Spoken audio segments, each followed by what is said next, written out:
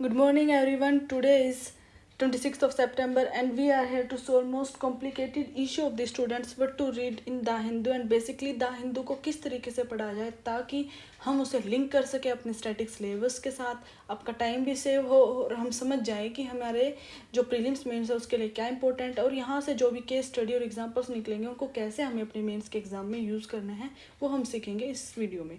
ठीक है, let's start. Page number first पर ही यहाँ पर ये न्यूज़ आई है तिब्बत के बारे में।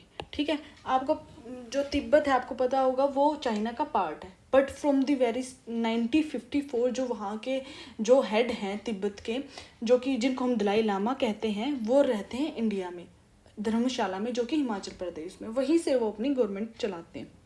बट अब उनका कहना है कि जो तिब्बत है हमें चाइना से सेपरेटिज्म नहीं चाहिए, हमें सेपरेट कंट्री नहीं बनाना तिब्बत को, हम सिर्फ चाइना से ऑटोनॉमी चाहते हैं, जो कि बहुत बड़ी स्टेटमेंट है। सेपरेटिज्म और ऑटोनॉमी में आपको डिफरेंस बताऊं तो अगर हम सेपरेट कंट्री बनाते हैं, जैसे कि पाकिस्तान निकला था इंडिया से, ठीक है, तो वो एकदम सेपरेट हो जाते हैं, फिर उनका कोई लिंक नहीं रहता, एक सेपरेट कंट्री की तरह वो काम करते हैं। बट वहीं जब कोई कंट्री ऑटोनॉमी अचीव करती है तो उसकी जो सिक्योरिटी है, वो फोर्सेस है, वो सेम रहती है, बट वो एक जो गवर्नेंस है उसका वो अपना सेपरेट लॉज के अकॉर्डिंग होता है। ठीक है, अपनी जो गवर्निंग है वो अपनी एथनिक रिलीजियस जो है उसके जो रूल्स है उसके अकॉर्डिंग करते हैं। तो ये अब बात हुई है। ठीक है, अब मैं बताऊँ आपको कि जो चाइना के लिए तिब्बत इतना क्यों इम्पोर्टेंट है। जो तिब्बत है बहुत इंपॉर्टेंट वाटर रिसोर्सेज है, किसके लिए? चाइना के लिए, क्योंकि आपको पता है जो मेजर 10 रिवर्स है जो चाइना में फ्लो करती है वो सारी की सारी तिब्बत से निकलती है। जो पूरी फार्मिंग कम्युनिटी है वो तिब्बतीन रिवर पर ही डिपेंड है चाइना की।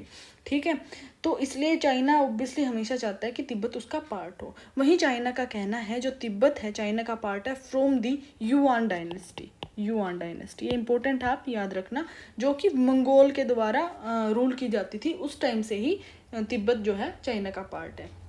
ठीक है, बट वहीं हम बात करें कि इंडिया का क्या एंगल है, इंडिया का क्या कहना है इस बारे में। ओबियसली तिब्बत इस बिटवीन है, बीच में है चाइना और इंडिया के, और वहीं जो तिब्बत के जो दलाई लामा है, जो हेड हैं, वो इंडिया में रह रहे हैं इतने सालों से।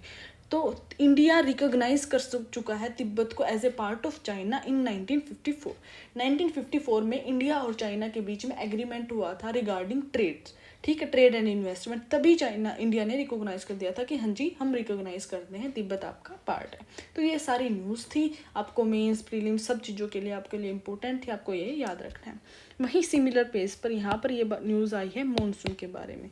आपको पता है आप मॉनसून एक बहुत इंपॉर्टेंट फिनोमिनन है इंडिया का। ठीक है, पहले मॉनसून आता है, धीरे धीरे सारी कंट्री में टेक ओवर करता है, फिर वही मॉनसून धीरे धीरे विड्रॉ करना स्टार्ट करता है। आपको पता है साउथ ईस्ट की साइड से ये मॉनसून, हमारा साउथ वेस्ट की साइड से हमारा मॉनसून आता है। ठीक है, तो अब यहाँ पे वो थोड़ी सी बस 1-2 पॉइंट बताए गए हैं कि जो यूजुअली जितना हमारा मॉनसून आता है उससे इस बार 5% डेफिसिट रहा, 5% बिलो रहा। उसका रीज़न बताया जा रहा है इल नीनो। ठीक है, अब यहाँ से आपको इल नीनो के बारे में पता होना चाहिए। इल नीनो एक साउथ पैसिफिक ओशियन का फिनोमिना है। ठीक है, जो आपको मैं थोड़ा सा आइडिया दे दूँ तो देखो जी, यहाँ पर आपको पता ये हो गया आपका साउथ अमेरिका, यहाँ पर है आपका ऑस्ट्रेलिया। ठीक है, ये है आपका साउथ पैसिफिक ओशियन।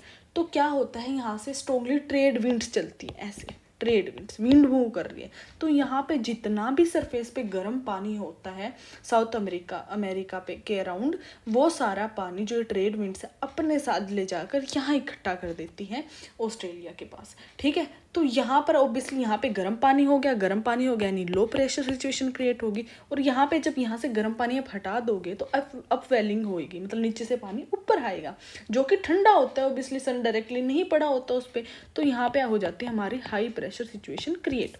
ठीक है, तो सिमिलरली आपको पता है फिर वही वाली बात है, पानी और हवा high pressure to low pressure move करते हैं, फिर फर्दर ये सिचुएशन एग्जीक्यूट होती है। तो इन सब सिचुएशन की वजह से, ठीक है, यहाँ से जो मॉइस्चर उठता है वो डायरेक्टली पहुँच जाता है इंडिया की तरफ एज ए मानसून बन के, और सिचुएशन मतलब जो बारिश है मानसून बहुत अच्छी होती है। ये तो मैंने आपको बताई नॉर्मल सिचुएशन जब होती है हमारी। बट जब इल नीनो सिचुएशन आती है, ठीक, इल नीनो सिचुएशन में क्या होता है, जो यहाँ पे ट्रेड विंड होती है ये इतनी स्ट्रॉन्ग नहीं होती, ये ट्रेड विंड वीक होती है। तो जब ये ट्रेड विंड वीक होंगी तो ये पानी जो यहाँ से गर्म वहाँ पे लेके जाती थी ये नहीं ले जाएंगी, तो जब वहाँ पर पानी गर्म नहीं लेके जाएंगी तो गर्म पानी यहीं पे रह जाएगा, तो लो प्रेशर सिचुएशन होगी जी यहाँ पे क्रिएट, और हाई प्रेशर सिचुएशन होगी यहाँ पे। तो जो गर्म पानी जो वेपर बन के यहाँ से उठ के इंडिया की तरफ जा रहा था वो नहीं जाएगा, क्योंकि यहाँ पे तो ठंडा पानी है, ठंडा पानी वेपराइज नहीं होगा, हाई प्रेशर सिचुएशन है, ठीक है। तो यहाँ पे हमारे इंडिया की तरफ मानसून वीक होने लग जाता है, मानसून उतना अच्छा नहीं आता। ये है हमारी इल नीनो सिचुएशन और उसी का इम्पैक्ट बताया जा रहा है हमारे मानसून पर इस बार, ठीक है। इसके बाद हम मूव करेंगे पेज नंबर 4 पर। यहाँ पर ये न्यूज़ आई है ओडोवर्स के बारे में। आपको पता है अब यहाँ से प्रीलिम्स के लिए इंपॉर्टेंट है, डायरेक्ट आपके प्रीलिम्स में आ जाएगा क्वेश्चन, ओडोवर्स किस चीज़ से रिलेटेड है, ओडोवर्स कौन सी स्टेट से रिलेटेड है, ओडोवर्स कौन होती हैं। तो ओडोवर्स जो टेम्पल होते हैं, टेम्पल्स में जो डिवोशनल सिंगर जो भजन गाते हैं टेम्पल्स में, उनको ओडोवर्स बोलते हैं तमिलनाडु में। ट्रेडिशनली इसमें सिर्फ मेल होते थे, बट अब वुमेन की एंट्री स्टार्ट हो गई है, तो उसी के बारे में न्यूज़ है, आपको सिर्फ यहाँ से इतना ही याद रखना है। अब इसके बाद हम मूव करेंगे पेज नंबर 6 पर। एक्चुअली आप ना ऑलरेडी मार्क देखोगे, आज मेरा पूरा लेक्चर रिकॉर्ड हो गया था एंड वो वॉल्यूम नहीं थी उसमें, माइक्रोफोन ऑफ था, तो उसकी वजह से अभी थोड़ा सा एडजस्ट कर लेना ऑलरेडी मार्क्स को।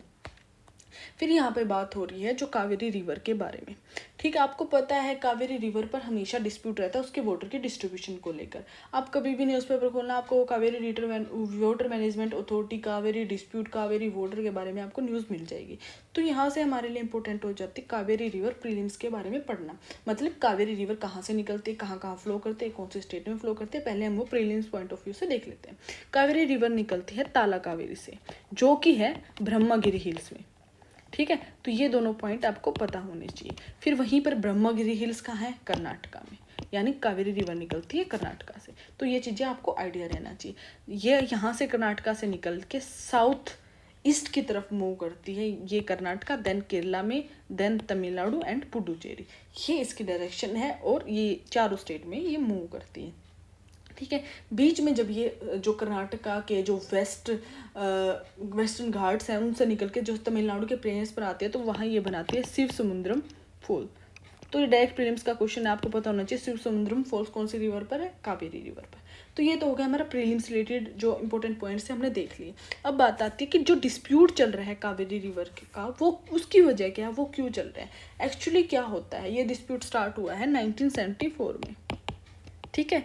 एक्चुअली क्या होता है, उससे पहले प्रॉपर चल रहा था, ठीक है। तो कर्नाटका 1974 में 4 रिजर्वोयर बना देता है, 4 रिजर्वोयर बना के जो पानी कर्नाटका से तमिलनाडु की तरफ जा रहा था नॉर्मली, उसको डाइवर्ट कर देता है इन रिजर्वोयर में। तो ऑब्वियसली इससे क्या होगा, जो पानी तमिलनाडु के फार्मर्स, तमिलनाडु की इंडस्ट्रीज, तमिलनाडु के लोगों को पीने के लिए मिल रहा था, वो डाइवर्ट होकर कर्नाटका में ही रह गया, तमिलनाडु के लिए पानी कम पड़ गया। तो यहाँ से कॉन्फ्लिक्ट स्टार्ट हो जाता है, तमिलनाडु सुप्रीम कोर्ट मतलब केसेस डालने स्टार्ट कर देता है। तो वहीं से जो कॉन्फ्लिक्ट पहुँचते अभी तक चल रहा है, दोनों स्टेट के बीच में कंसेंसस नहीं हो पा रहा है कि कितना वाटर डिस्ट्रीब्यूशन चाहिए, ठीक है। तो ये मेन इशू है। तो इसी इशू को सोल्व करने के लिए कावेरी वाटर डिस्प्यूट ट्रिब्यूनल बनाया गया 1990 में, कावेरी वाटर डिस्प्यूट ट्रिब्यूनल, जो इन इश्यूज़ को सेव कर सके और सोल्व कर सके। वहीं पर कावेरी वाटर मैनेजमेंट अथॉरिटी आई 2018 में। स्टिल इनके बीच में कोई सोल्यूशन अभी तक नहीं हुआ। सुप्रीम कोर्ट की गाइडलाइंस भी आ चुकी हैं इन सब चीज़ों पे, ठीक है। तो इन सब चीज़ें ये आपको मेंस के लिए पॉइंट आपको याद रखनी है, ठीक है। वहीं आपको भी याद रखना है कावेरी वाटर मैनेजमेंट अथॉरिटी कब बनाएगी, 2018 में, ठीक है। इन सब चीज़ों के रिलेटेड आपको एक एक्ट भी याद रखना है, जो कि inter state river dispute act 1956। तो जहाँ भी वाटर के डिस्प्यूट, रिवर के डिस्प्यूट की बात आती है, वहाँ पर ये एक्ट का रोल आता है, inter state river dispute act, जो कि 1956 का है, ठीक है। तो आप ये सारे पॉइंट जहाँ भी प्रीलिम्स मेंस में आप अकॉर्डिंगली मेंशन जरूर करना।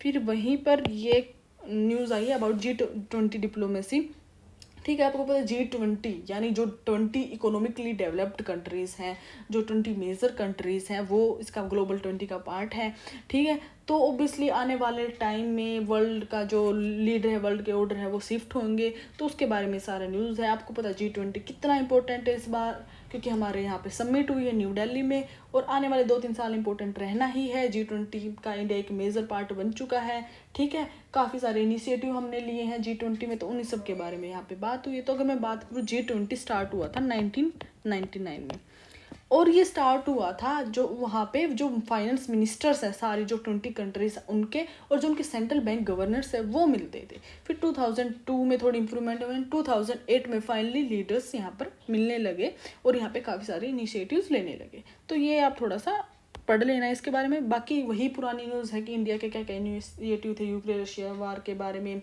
इकोनॉमिक कॉरिडोर बना रहे हैं, ग्लोबल बायोफ्यूल अलायंस की बात हुई है, वो सब है, ठीक है। फिर यहीं पर ये एक न्यूज़ है काउकासस के बारे में, ठीक। आपको सबसे पहले पता होना चाहिए काउकासस रीजन कौन सा है। काउकासस रीजन एक इंटरकंटिनेंटल ट्रांसकंटिनेंटल रीजन है। देखो यहाँ पे आपका ब्लैक सी है और यहाँ पे आपका कास्पियन सी है। जो यहाँ पे ये रीजन है, ये लैंड है जो यहाँ पे यूरोप है और यहाँ पे एशिया, इन दोनों को कनेक्ट करती है, ये इसको हम पूरे रीजन को बोलते हैं काउकासस रीजन। जहाँ पे आपकी कंट्री हो जाती है अज़रबैजान, आर्मेनिया, जियोर्जिया और थोड़ा सा रशिया। इन चारों कंट्री के जो मतलब इस रीजन को हम काउकासस रीजन बोलते हैं। यहाँ पर काउकासस माउंटेन रेंज भी है, ठीक है।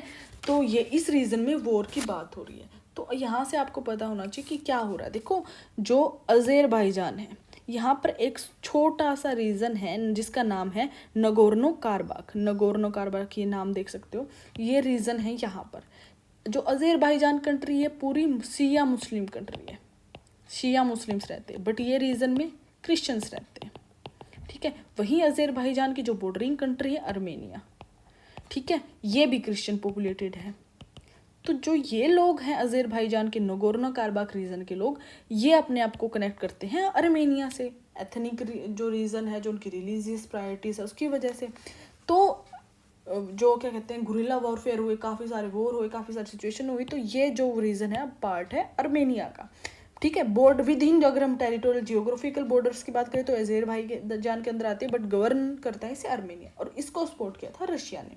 बट अब क्या हुआ, रशिया खुद वीक चल रहा है, यूक्रेन के साथ वॉर चल रहा है, सब सारी मोस्ट डेवलप्ड कंट्रीज या पावरफुल कंट्रीज रशिया के अगेंस्ट चल रही हैं। तो अज़रबैजान ने इस रीजन पे अगेन अपना जो है गवर्नेंस करना स्टार्ट कर दिया, अगेन तो वॉर लाइक सिचुएशन यहाँ पे बन गई। तो ये सारा इशू चल रहा है। तो यहाँ से आपको प्रीलिम्स के लिए क्या क्या पता होना चाहिए।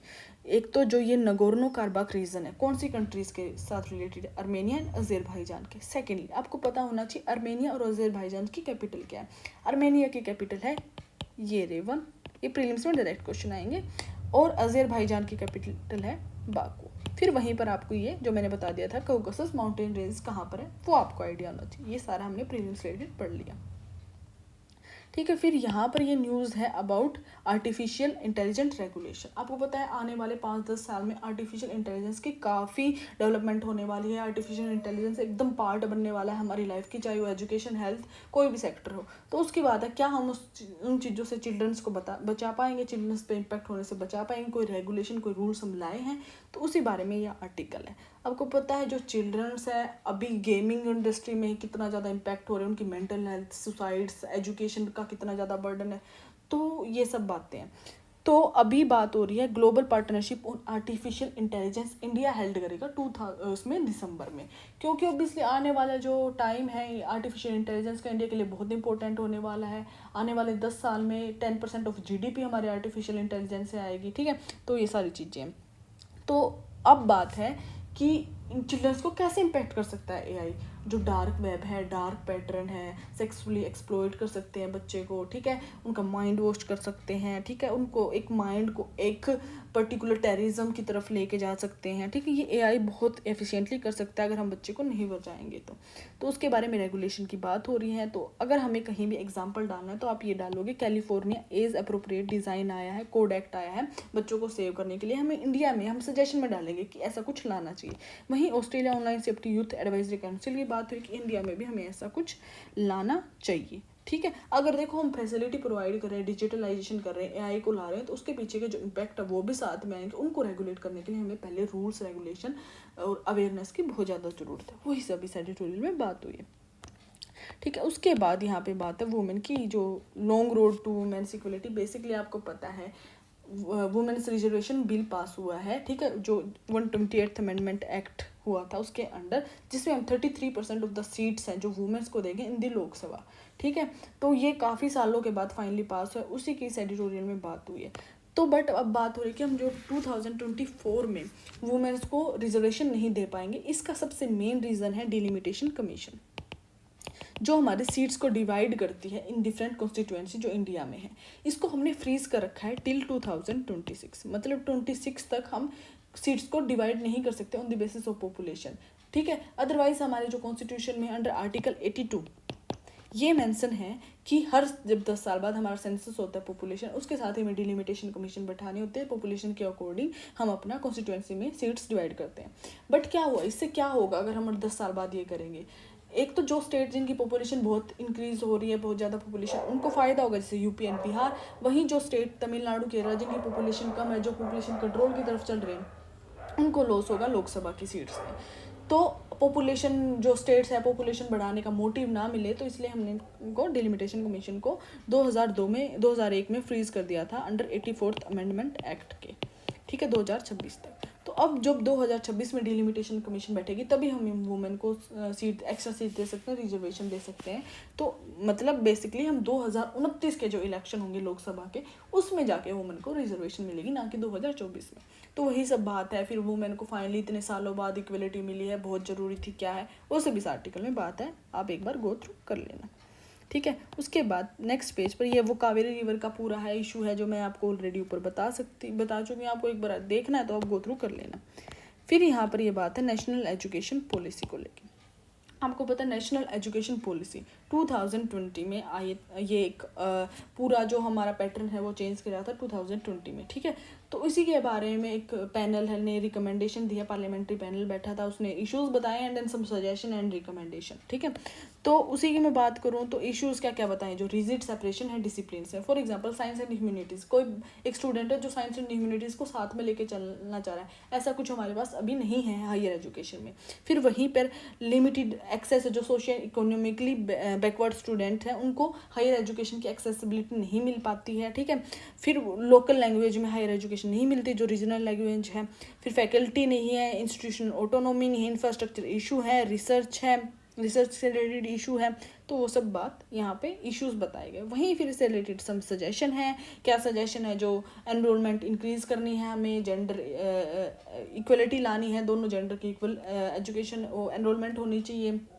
वही स्कॉलरशिप की बात करें, जो socially economically educationally backward students हैं उनकी फिर इंफ्रास्ट्रक्चर बनाने की बात की गई है। हायर एजुकेशन को बाई लैंग्वेज और रीजनल लैंग्वेज में लाने की बात की है। तो सारे सजेशन है, ये आपका एक मेंस का क्वेश्चन तैयार हो जाता है। जहाँ भी नेशनल एजुकेशन पॉलिसी से रिलेटेड इश्यूज एंड सजेशन की बात आएगी आप ये लिखोगे। इवन हायर एजुकेशन की इश्यूज़ की बात आएगी तो भी यही है, ये आपको लिखना है। तो आपके लिए बहुत इंपॉर्टेंट पॉइंट्स आप हमेशा याद रखोगे, ठीक है। तो वहीं पर एक केस स्टडी और एग्जाम्पल के तरीके से मैं आपको बता दूँ तो जो पैनल है, पार्लियामेंट्री पैनल है, उसने अप्रिशिएट किया है जम्मू कश्मीर को, जिस तरीके से उसने नेशनल एजुकेशन पॉलिसी को बहुत अच्छे से टाइमली इम्प्लीमेंट कर दिया, ठीक है। तो आप ये पॉइंट याद रखना। फिर उसके बाद नेक्स्ट पॉइंट है नॉर्थ ईस्ट के बारे में। तो ये कह रहे हैं कि जो हम नॉर्थ ईस्ट, आपको पता है 7 सिस्टर्स भी बोलते हैं जो नॉर्थ ईस्ट की स्टेट्स हैं, ठीक है, हम उनको as a group, as a territory लेके चलते हैं, होमोजीनियस की जी वहाँ पे तो ट्राइबल है, वहाँ तो इन्वायरमेंट को काफ़ी ध्यान रखते हैं इन्वायरमेंट का, पेड़ पौधे काफ़ी हैं, ट्राइबल सिचुएशन है और ये सब सिचुएशन थोड़ा सा बैकवर्ड है, हम एक ही उसको स्टेट, एक ही रीजन के तरीके से देखते हैं। बट इनका कहना है कि हम उसे एक होमोजेनियस टेरिटरी नहीं देख सकते। ओब्वियसली वहाँ पर एथनिकल डिफरेंस है, रिलीजियस डिफरेंस है, कुछ स्टेट क्रिश्चियन है, कुछ मुस्लिम है, कुछ हिंदू है, ठीक है। और वहीं पर बहुत ज़्यादा कुछ ट्राइबल्स माइग्रेट होके आए, ट्राइबल इतने डिफरेंट है एक दूसरे के साथ, तो हम उसे एक कंसिडर करके कभी भी डेवलप नहीं कर सकते। जब हम उन्हें सेपरेटली कंसिडर करेंगे तभी हम उनके इशू समझ पाएंगे, तभी हम उनको ऑब्वियसली डेवलप कर पाएंगे।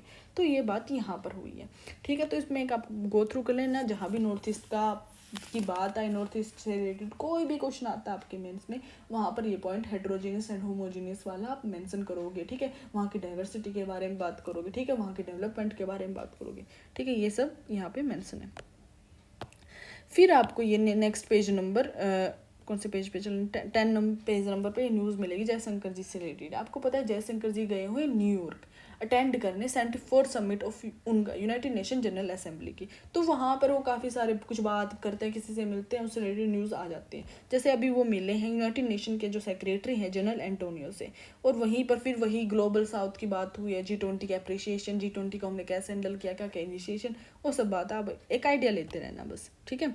फिर उसके बाद नेक्स्ट पेज नंबर 12 पर हम मूव करेंगे। यहाँ पर ये बहुत इंपॉर्टेंट न्यूज़ आई है, आपको पता है पिछले कुछ टाइम पहले जोशीमठ की लैंड सब्सिडेंस की बात हो रही थी। जोशीमठ की जो लैंड है वो सिंक कर गई है, नीचे की तरफ मूव कर गई है अराउंड 2-3 फीट। तो उससे क्या हुआ, जो घर हैं वो टूटने लगे, अर्थक्वेक जैसी सिचुएशन आ गई, काफ़ी इंफ्रास्ट्रक्चर लॉस हुआ हमें। तो उसके बारे में अब रिपोर्ट आई है, जो 8 इंस्टीट्यूशन है उन्होंने मिलकर रिपोर्ट बनाई है। तो उसमें जो मैं मेन रीज़न इन्होंने निकाले हैं वो मैं आपको बता देती हूँ। Seismic activities, construction loop holes, population pressure and poor drainage system, ये 5 मेन इंपॉर्टेंट इश्यूज इन्होंने बताए। तो जहाँ पर भी अब जियोग्राफी GS1 में आपका इंपॉर्टेंट होता है, जहाँ पर भी आपको लैंड सब्सिडेंस से क्वेश्चन आएगा वहाँ पर आप जोशीमठ की केस स्टडी मेंशन करोगे, पहली बात। सेकेंडली डायरेक्टली जोशीमठ के ऊपर भी क्वेश्चन आ सकता है कि जोशीमठ में ऐसे सिंकिंग हुई थी, what the reasons behind and what suggestion ahead. और माउंटेन से रिलेटेड कोई भी इशू आएगा वहाँ पर आप ये लैंड सब्सिडेंस का पॉइंट मेंशन कर सकते हो, एग्जांपल दे सकते हो, जोशीमठ की केस स्टडी मेंशन कर सकते हो। तो अगर मैं थोड़ा सा डिटेल में बात करूँ तो देखो ये अलग अलग पॉइंट हैं, अलग अलग इंस्टीट्यूशन ने दिया है, आप ये नोट डाउन कर लेना, आपके लिए मेंस के लिए बहुत इंपॉर्टेंट है। तो मेन इन्होंने रीज़न क्या दिया, देखो जो मोरेन्स होते हैं, आपको पता है जोशीमठ सिचुएटेड है माउंटेन्स रेंज में, ग्लेशियल्स होते हैं वहाँ पर। तो क्या होता है जब ग्लेशियल मेल्ट होते हैं ना, जैसे ग्लेशियल मूव कर रहे हैं, ये मेल्ट हो गया, जब गर्मी आई थोड़ा सा टेम्परेचर इंक्रीज हुआ, तो ये अपने पीछे साइड आगे अनकंसोलिडेटेड इरोडेड मटेरियल से, जो पत्थर है, मिट्टी है, सैंड है, वो छोड़ जाता है, ठीक है, सारी तरफ।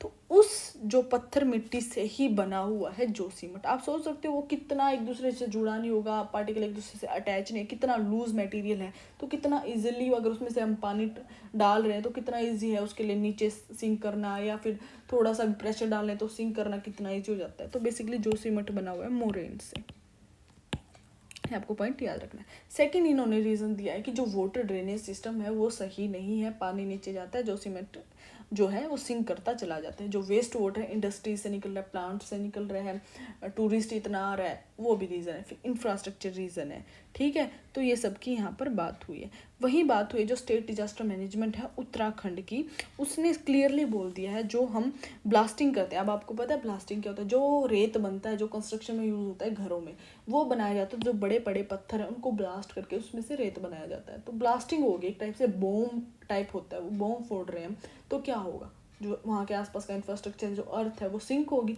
तो उसको बैन कर रखा है वहाँ की जो स्टेट डिजास्टर मैनेजमेंट अथॉरिटी है। तो ये सारे पॉइंट हैं, ये आप नोट डाउन कर लेना, आपके लिए इसके वेरी वेरी वेरी इंपॉर्टेंट, ठीक है। फिर इसके बाद हम मूव करेंगे नेक्स्ट पेज नंबर 13 पर। आपको पता है चाइना हमेशा टेरिटोरियल क्लेम करता रहता है, इंडिया पे भी करता है। अभी पीछे अरुणाचल प्रदेश के प्लेयर्स को नहीं खेलने दिया इंडिया की तरफ से, क्योंकि उनका कहना अरुणाचल तो चाइना का पार्ट है।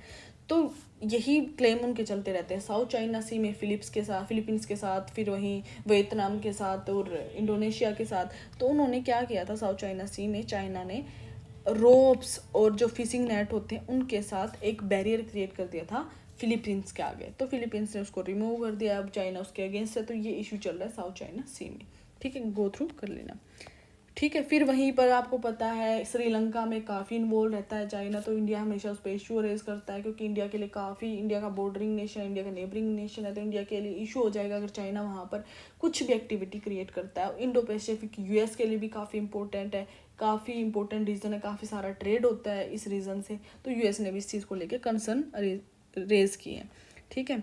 फिर वहीं पर ये लास्ट पेज नंबर 14 पर न्यूज़ है, आने वाले टाइम में जो बैंक्स हैं, इंडियन बैंक्स हैं, वो अट्रैक्ट करने वाले हैं ज़्यादा ग्लोबल इन्वेस्टमेंट। उसके कुछ रीज़न बताए हैं, S&P ग्लोबल एक रिपोर्ट आती है, उसमें उसका कहना कि हमारी जो क्रेडिट ग्रोथ है वो बहुत ज़्यादा है, हम मार्जिन जो हमारा इंटरेस्ट रेट हम प्रोवाइड करते हैं वो भी हम इम्प्रूव कर रहे हैं, हमारी जो असेट क्वालिटी है वो स्टेबल है, ठीक है। तो हम बूस्ट कर रहे हैं, हम इम्प्रूव कर रहे हैं अपनी फाइनेंशियल कंडीशन को, जिसकी वजह से हम ग्रोथ अट्रैक्ट करने वाले हैं आने वाले टाइम में। ये एक इकोनॉमी की न्यूज़ थी। तो आज के लिए इतना ही। Thank you so much, keep watching, I really appreciate your love and time.